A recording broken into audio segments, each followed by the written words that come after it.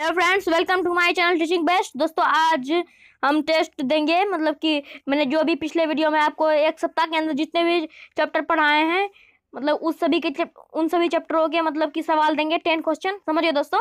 उन सभी चैप्टर से जितना मैंने आपको पढ़ाया है उसी से संबंधित 10 क्वेश्चन मैं आपको लाया हूँ। तो मेरे साथ आप भी टेस्ट दीजिए और अपने नंबर आप कमेंट कर सकते हैं, आपको कितना मार्क्स आया, समझिए दोस्तों। तो चलिए दोस्तों, क्वेश्चन सॉल्व करते हैं।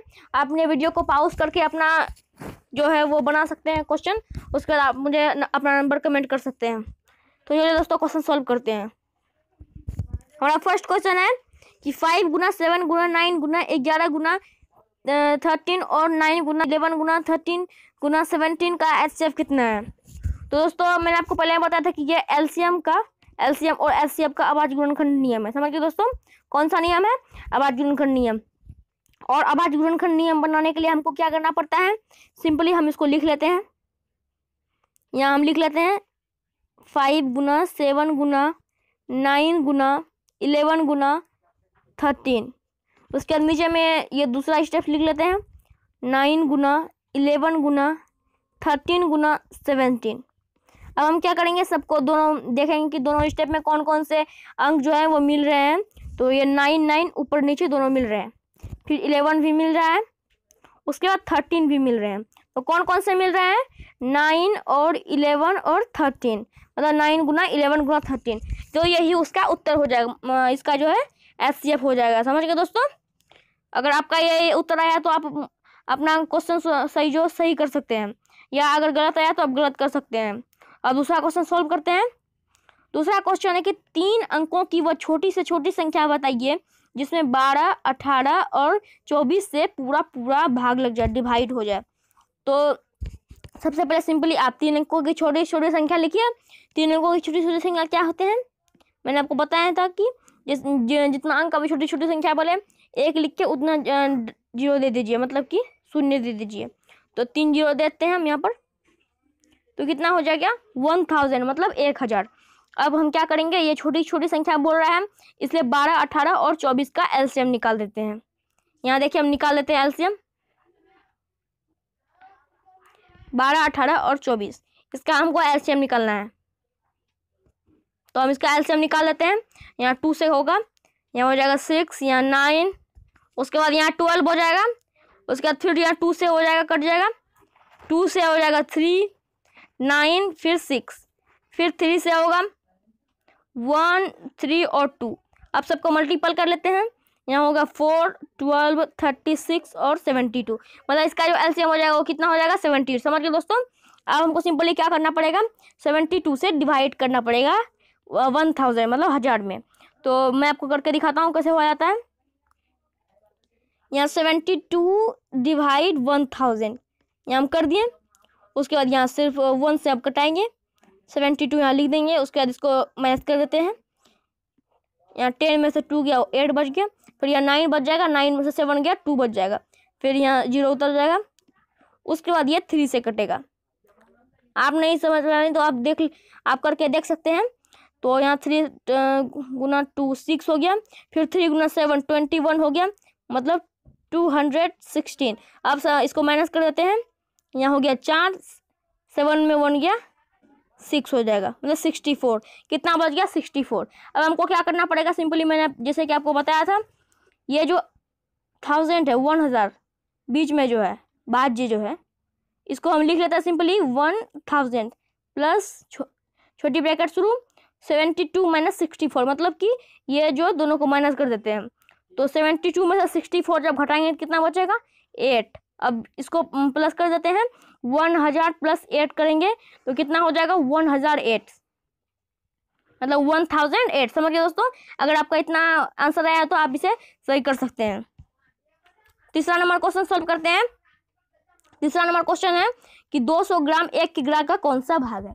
जैसा कि मैंने आपको पिछले वीडियो में इसके बारे में बता दिया है। तो सबसे पहले हम क्या करेंगे, 200 ग्राम लिख लेते हैं, उसके बाद नीचे में बटा देते हैं। तो अब 1 किलोग्राम का क्या करना पड़ेगा? 1 किलोग्राम मतलब 1 किलोग्राम। 1 किलोग्राम बराबर कितना ग्राम होता है? तो 1 किलोग्राम बराबर 1000 ग्राम। तो यहाँ लिख देते हैं 1000, यहाँ हम लिख देते हैं 1000 नीचे में, यहाँ 1000 लिख दिया। इसको हम कटा देते हैं, ये 5 बार में कट गया। यहाँ ऊपर कुछ नहीं बचा है तो 1 बचा है, 1/5 मतलब 1/5 भाग। इसका उत्तर क्या हो जाएगा, 1/5 भाग। समझ गए दोस्तों, 1/5 भाग इसका उत्तर आ जाएगा। अब 4 नंबर क्वेश्चन है। अब 4 नंबर क्वेश्चन क्या है, 1 भागा बड़ी ब्रैकेट शुरू 1 + 1 भागा मछली ब्रैकेट 1 + 1 भागा छोटी ब्रैकेट 1 + 1 भागा 2, तीनों ब्रैकेट बंद। अब इसको सॉल्व किस तरह से करेंगे, सबसे पहले मैंने आपको जिस तरह से बताया था कि सबसे पहले जो होता है वह छोटी ब्रैकेट का काम होता है। तो यहाँ छोटी ब्रैकेट का हम काम करेंगे। तो 1 + 1 भागा 2, इसको किस तरह सॉल्व करेंगे यहाँ मैं आपको बता रहा हूँ। 1 + 1 भागा 2, सबसे पहले हम भाग करेंगे। हम इसको इस तरह से भी लिख सकते हैं 1/2। अब हम क्या करते हैं, इसको जोड़ देते हैं। 2 एलसीएम ले लिए, यहाँ 2 + 1 कितना हो गया, 2 + 1 3, 3/2 हो गया। समझ गए दोस्तों, मतलब कि इसका जो हो जाएगा छोटी ब्रैकेट का काम 3/2। इसका आंसर आ गया 3/2। अब छोटी ब्रैकेट का निकल गया मान 3/2। तो अब मछली ब्रैकेट का निकालेंगे। तो यहाँ देखिए दोस्तों, मछली ब्रैकेट का दिया हुआ है 1 + 1 भागा, उसके बाद वहाँ छोटी ब्रैकेट का मान आया था 3/2, यहाँ 3/2 लिख देते हैं। उसके बाद मछली ब्रैकेट बंद। इसको अब सॉल्व करते हैं। सबसे पहले भाग करेंगे यहाँ पर भी, तो इसको गुना बदल जाएगा, फिर इधर पलट जाएगा, 2/3 हो जाएगा। कितना हो गया, 2/3। तो 1 + 2/3। अब इसको सॉल्व करेंगे। यहाँ एलसीएम ले लिया 3, उसके बाद यहाँ 3 + 2, 3 + 2 कितना हो गया, 5/3। अब छोटी ब्रैकेट का भी मान आ गया 5 छोड़ी मछली ब्रैकेट का मान आ गया 5/3। अब बड़ी ब्रैकेट का मान निकालेंगे। तो यहाँ देखिए दोस्तों, मैं बड़ी ब्रैकेट का मान निकाल रहा हूँ। बड़ी ब्रैकेट का दिया हुआ है 1 + 1 भागा। अब मछली ब्रैकेट का मान कितना आया था, 5/3। अब यहाँ लिख देते हैं। अब इसको सॉल्व करते हैं। सबसे पहले यहाँ पर भी भाग का यूज करेंगे, तो इसको भी गुना बदला दिया जाएगा। उसके बाद यह पलट जाएगा 3/5, कितना हो जाएगा 3/5, 1 + 3/5। अब इसको सॉल्व करेंगे। यहाँ 5 एलसीएम लेंगे 5, यहाँ 5 हो जाएगा +3, 5 + 3 कितना हो जाएगा 8/5, कितना हो गया 8/5। तो अब सिर्फ बचा ये 1 भागा। अब इसको सॉल्व करना है।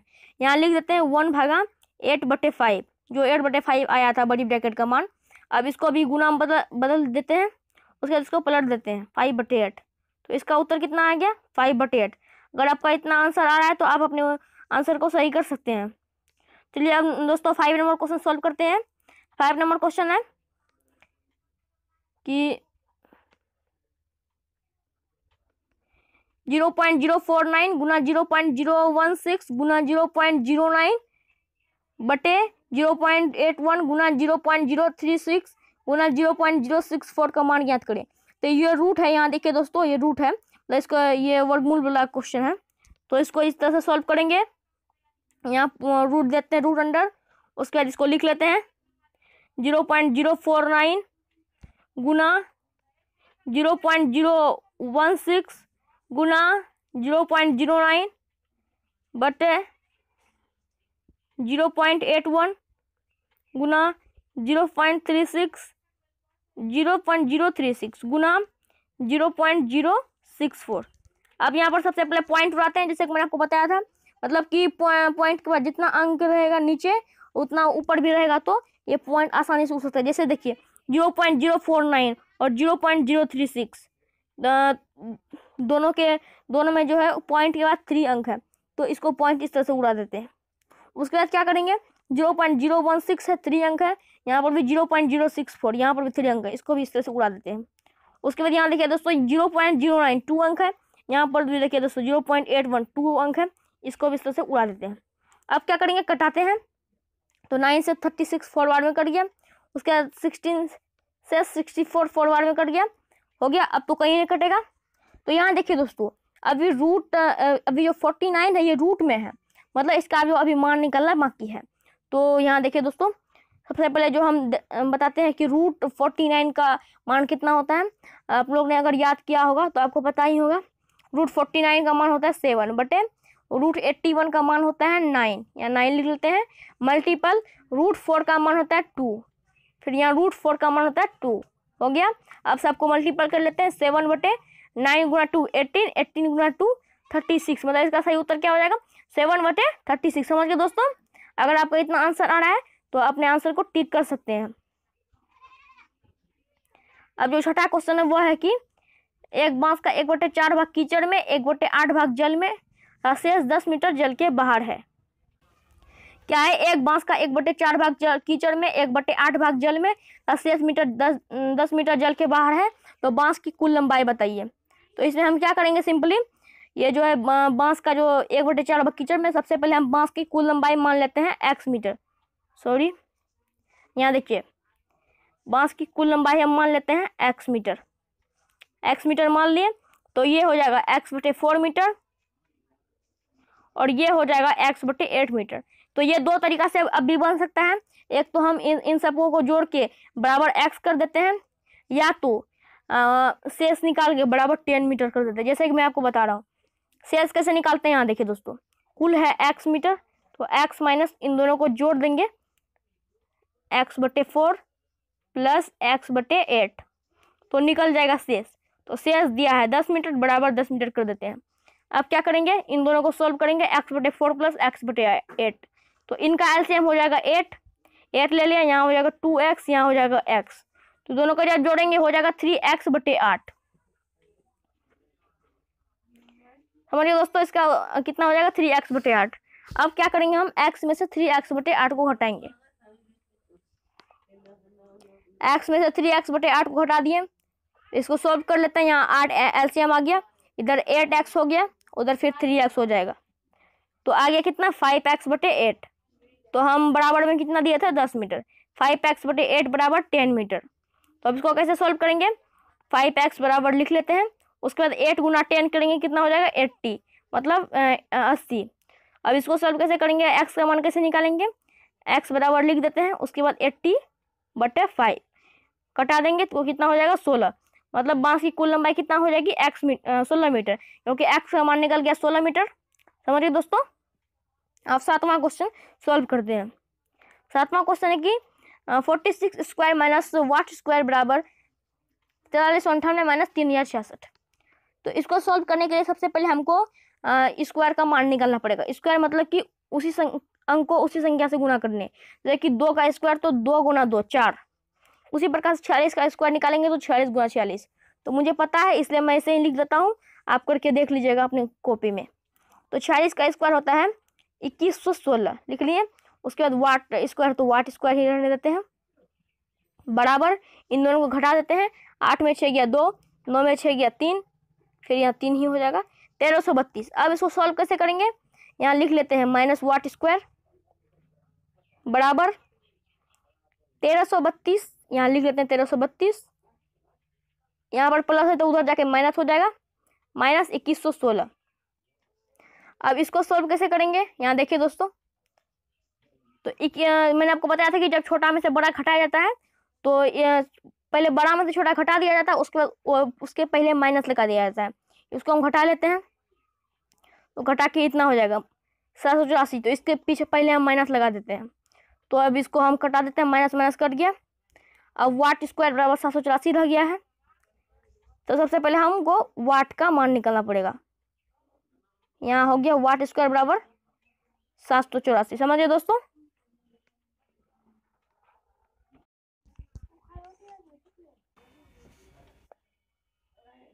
यहाँ पर वाट लिख देते हैं, उसके बाद जो ये जो स्क्वायर है उधर जाके रूट में बदल जाएगा। समझिए दोस्तों, जैसे कि मैंने आपको बताया था, तो ये रूट अंडर 784 हो गया। अगर आपको पता होगा तो रूट 784 का मान 28 होता है। अगर आपको पता नहीं है तो आप निकाल सकते हैं खुद से। तो जो रूट 784 का मान होता है वो होता है 28, मतलब 28। तो इसका सही उत्तर क्या हो जाएगा 28। समझिए दोस्तों। अब 8 नंबर क्वेश्चन सॉल्व करते हैं। 8वां क्वेश्चन है कि 490 को, मतलब 419 को 3:7 के अनुपात में बांटो। तो इसके लिए हमको क्या करना पड़ेगा, सबसे पहले हम अनुपातिक राशि मानना पड़ेगा। जैसे कि मैं आपको बताया था, तो यहाँ अनुपातिक राशि मान लेते हैं x। यहाँ हो जाएगा 3x और ये हो जाएगा 7x। समझिए दोस्तों। अब क्या करना पड़ेगा, दोनों को जोड़ देते हैं, दोनों को प्लस करके बराबर में 490 कर देते हैं। हो गया यहाँ पर। अब दोनों को जोड़ के कितना हो जाएगा 10x बराबर 490, मतलब 490। अब क्या करेंगे, अब यहाँ x का मान निकालेंगे। तो मैंने आपको x का मान निकालने के लिए बताया था, x लिख के बराबर देंगे, फिर 490 लिख देंगे, उसके बाद भागा 10 कर देंगे, डिवाइड 10। यहाँ 0 0 कट गया तो x का मान निकल गया 49। अब क्या बोल रहा है 3:7 के अनुपात में बांटो, तो यहाँ 3x7x मैंने लिखा है, तो x का मान जब निकल गया 49 तो 3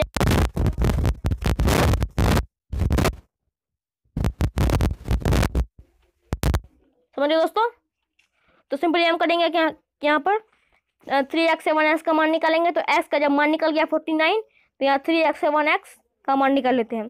यहाँ जब x का मान निकल गया 49 तो अब 3 गुना 49 और 7 गुना 49 कर देते हैं। अब दोनों कर लेते हैं। यहाँ हो गया 7 2 इतना हो गया 147।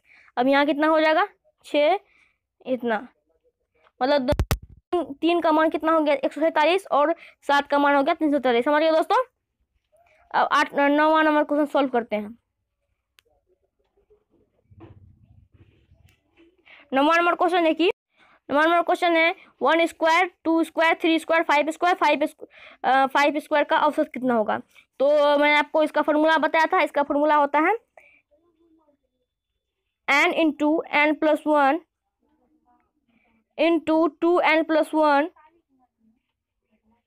बटे 6। तो n हम किसको मानेंगे 5 को, क्योंकि जो लास्ट में आता है उसी को माना जाता है। यहाँ n के जगह हम 5 रख लेते हैं। यहाँ देखिए दोस्तों, यहाँ लिख लेते हैं 5 इंटू 5 प्लस 1 इंटू 2n था, मतलब 2 गुना 5 तो हो गया 10 प्लस 1 बटा 6 बाई 6। अब क्या करेंगे, मैंने आपको बताया था कि कोष्टक को गुना भी कहा जाता है। तो 5 गुना 5 प्लस 1 6, फिर गुना 10 प्लस 1 11 बटे 6। अब क्या करेंगे 6 कट गया, 11 गुना 5 कितना हो गया 55, मतलब 55। अब ये इसका एड निकला है, योग निकला है, अभी इसका औसत नहीं निकला है। औसत निकालने के लिए हमको क्या करना पड़ेगा, एड में से भाग देना पड़ेगा। 55 भाग कितना करेंगे, मतलब जिसका इसका जितना इसका संख्या होगा 1 2 3 4 5 संख्या है, नीचे में 5 देते हैं, इसके बाद कटा देते हैं इसको। 11 बार में कट गया, मतलब इसका औसत कितना हो जाएगा 11। समझे दोस्तों। अब 10 नंबर क्वेश्चन सोल्व करते हैं। 10 नंबर क्वेश्चन है कि 4 और 12 का तृतीय अनुपात ज्ञात करें। जैसे कि मैंने आपको अनुपात और समानुपात में पढ़ाया था, रेशो एंड प्रोपोर्शन में, तो इसका जो मैंने आपको फॉर्मूला बताया था वह होता है बी स्क्वायर बटे ए। क्या बताया था, बी स्क्वायर बटे ए। तो हम बी किसको माने 12 को और ए किसको माने 4 को। तो यहाँ पर क्या हो जाएगा सूत्र के अनुसार 12 स्क्वायर बटे 4। हम क्या करेंगे 12 स्क्वायर मतलब 12 गुना 12 कितना होता है 144, मतलब 144 बटे 4 कर देते हैं। अब ये कितना से कट जाएगा, यहाँ हो जाएगा 3, 2 बच जाएगा, उधर 4 उतर जाएगा, फिर यहाँ 6 बार में कट जाएगा, मतलब इसका सही उत्तर क्या हो जाएगा 36। समझ गए दोस्तों। इसका तृतीय अनुपात कितना निकल गया 36। तो यही हमारा 10 क्वेश्चन समाप्त होता है।